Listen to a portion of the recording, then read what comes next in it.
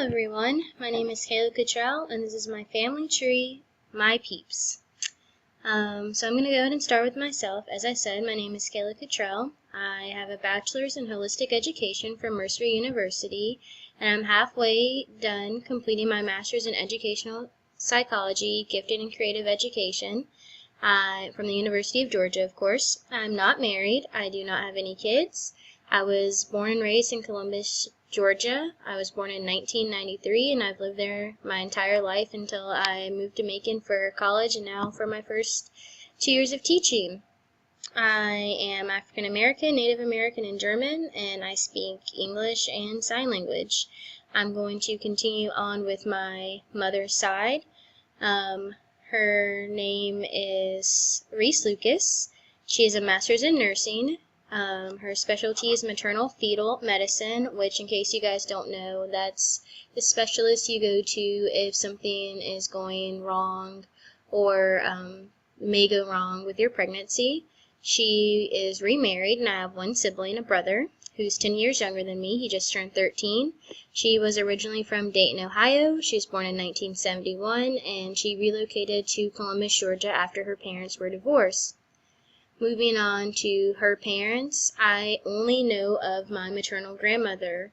From what I do know of my maternal grandfather, he died when my mom was about 2.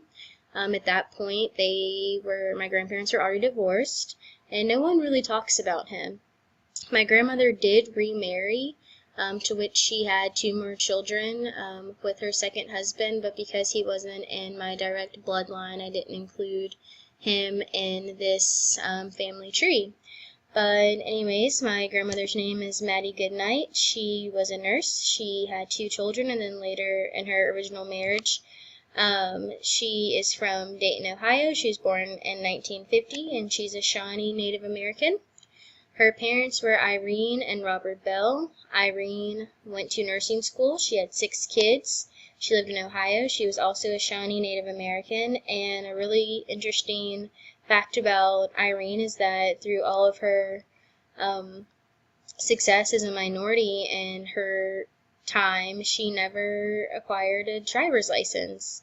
And by the time she was allowed to have one legally, she felt like she was too old and she knew her way around the buses in the city, so she just never went down and got one. My great-grandfather, Robert Bell, was a brick mason from Mississippi, and he was Creek Indian.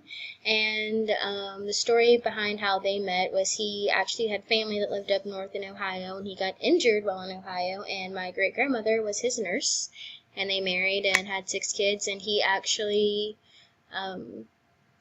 went back and forth from Ohio to Mississippi for his job, and laid lots of bricks for a lot of the historic buildings in Mississippi. Going back to my dad's side, this is my biological father, so he and my mom, they divorced when I was an infant, and my mom remarried when I was 5, and I know a lot of information about my stepfather's family, and not as much about my biological dad, so bear with me. So my dad's name is David Anthony Kittrell. He was in the military, and he actually has 2 degrees. One is in business administration, the other is in nursing.